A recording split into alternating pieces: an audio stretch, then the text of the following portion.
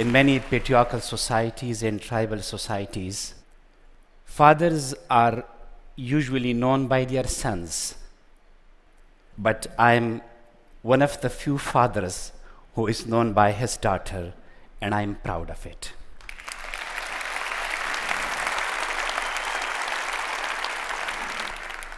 Malala started her campaign for education and stood for her rights in 2007.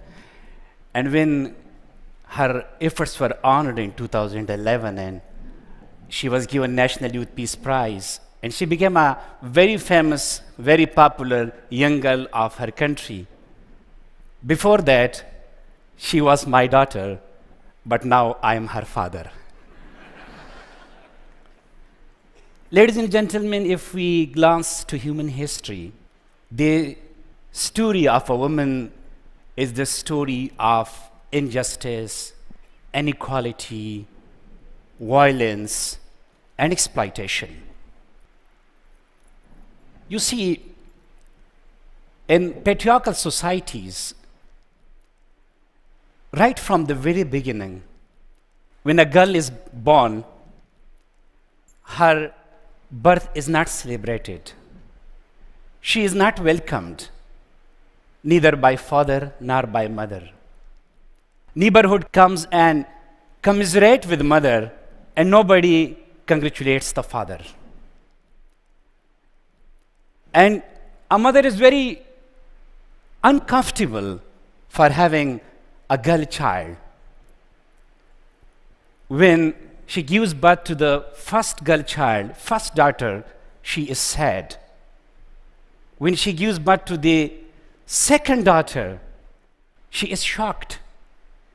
And in the expectation of a son, when she gives birth to a third daughter, she feels guilty like a criminal. Not only the mother suffers, but the daughter, the newly born daughter, when she grows old, she suffers too. At the age of 5, while she should be going to school, she stays at home and her brothers are admitted in a school. Until the age of 12, somehow she has a good life. She can have fun, she can play with her friends in the streets, and she can move around in the streets like a butterfly. But when she enters her teens, when she becomes 13 years old, she is forbidden to go out of her home without a male escort. She is confined under the 4 walls of her home. She is no more a free individual. She becomes the so-called honor of her father and of her brothers and of her family. And if she transgresses the code of that so-called honor, even she could be killed.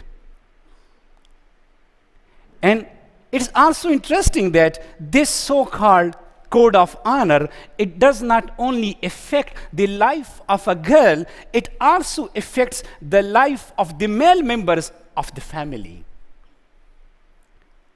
I know a family of 7 sisters and 1 brother. And that one brother, he has migrated to the Gulf countries to earn living for his 7 sisters and parents. Because he thinks that it will be humiliating if his 7 sisters learn a skill and they go out of home and earn some livelihood. So this brother, he sacrifices the joys of his life and the happiness of his sisters at the altar of so-called honor. And there is one more norm of the patriarchal societies that is called obedience. A good girl is supposed to be very quiet, very humble, and very submissive. It is the criteria, and the role model good girl should be very quiet. She is supposed to be silent, and she is supposed to accept the decisions of her father and mother and the decisions of elders if even she does not like. If she is married to a man she doesn't like, or if she is married to an old man, she has to accept because she does not want to be dubbed as disobedient. If she is married very early, she has to accept, otherwise she would be called disobedient. And what happens at the end? In the words of a poetess, she is wedded, bedded, and then she gives birth to more sons and daughters. And it is the irony of situation that this mother, she teaches the same lesson of obedience to her daughter and the same lesson of honor to her sons. And this vicious cycle goes on, goes on. Ladies and gentlemen, this plight of millions of women could be changed if we think differently, if women and men think differently. If men and women in the tribal and patriarchal societies in the developing countries, if they can break few norms of family and society, if they can abolish the discriminatory laws of the systems in their states, which go against the basic human rights of the women. Dear brothers and sisters, when Malala was born, and for the first time, believe me, I don't like newborn children, to be honest. But when I went and I looked into her eyes, believe me, I got extremely honored. And long before she was born, I thought about her name, and I was fascinated with a heroic, legendary freedom fighter in Afghanistan. Her name was Malala of Mewand. And I named my daughter after her. Few days after Malala was born, my daughter was born, my cousin came to, and it was a coincidence. He came to my home and he brought a family tree of Yousafzai family. And when I looked at the family tree, it traced back to 300 years of our ancestors. But when I looked, all were men. And I picked my pen, drew a line from my name, and wrote Malala. And when she grew old, when she was 4.5 years old, I admitted her in my school. You will be asking that, why should I mention about the admission of a girl in a school? Yes, I must mention it. It may be taken for granted in Canada, in America, in many developed countries. But in poor countries, in patriarchal societies, in tribal societies, it's a big event for the life of a girl. Enrollment in a school means recognition of her identity and her name. Admission in a school means that she has entered the world of dreams and aspirations where she can explore her potentials for her future life. I have 5 sisters, and none of them could go to school. And you will astonish, when I was filling, 2 weeks before, when I was filling the Canadian visa form, and I was filling the family part of the form, I could not recall the surnames of some of my sisters. And the reason was that I have never seen the names of my sisters written on any document. That was the reason that I valued my daughter.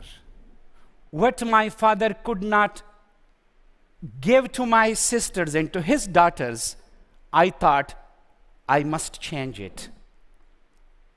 I used to appreciate the intelligence and the brilliance of my daughter. I encouraged her to sit with me when my friends used to come. I encouraged her to go with me to different meetings. And all these good values I tried to inculcate in her personality. And this was not only only Malala. I imparted all these good values to my school, girl students and boy students as well. I used education for emancipation.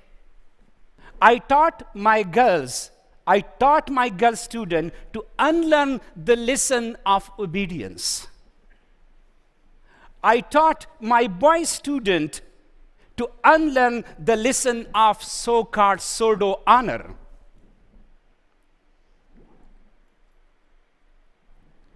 Dear brothers and sisters, we were striving for more rights for women.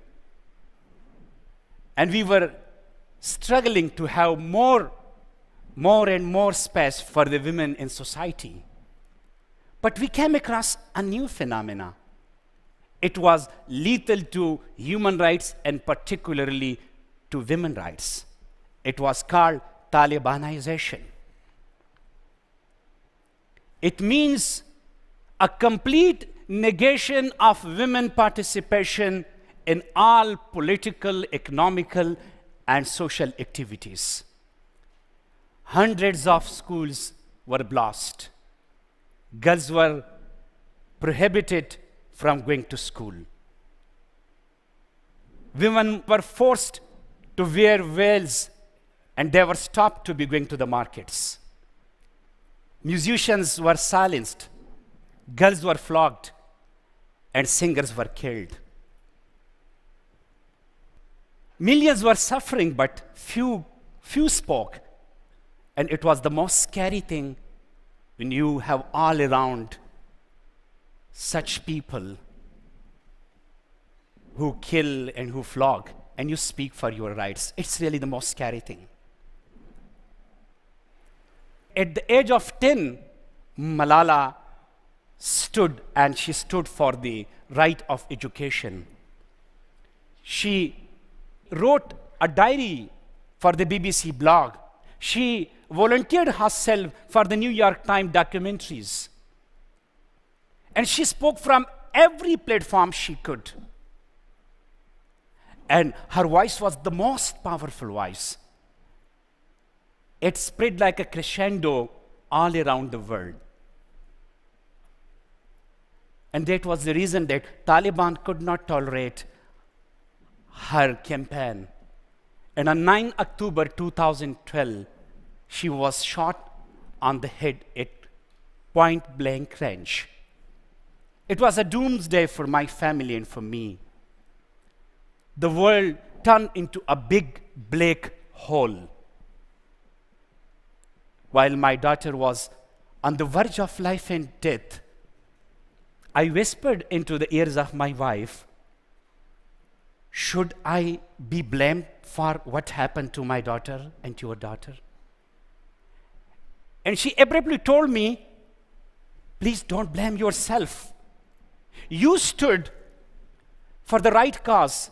You put your life at stake for the cause of truth, for the cause of peace, and for the cause of education. And your daughter is inspired from you, and she joined you. You both were on the right path, and God will protect her. These few words meant a lot to me, and I didn't ask this question again. When Malala was in the hospital, and she was going through the severe pains, and she had severe headaches because her facial nerve was cut down. I used to see a dark shadow spreading on the face of my wife.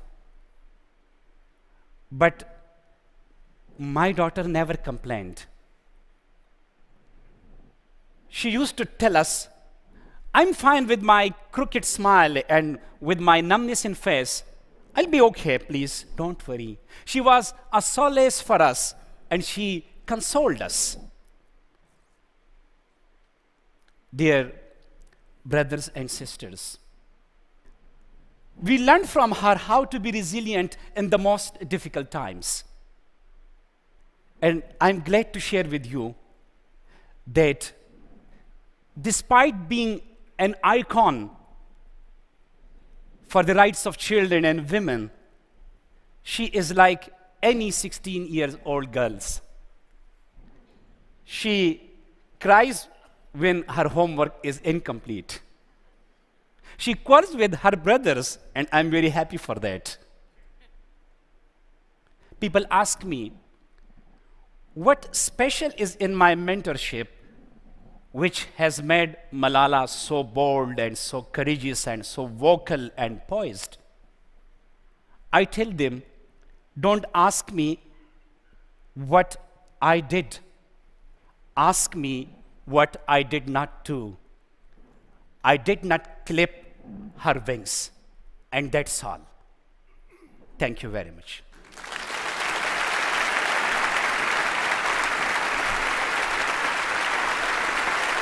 Thank you very much. Thank you.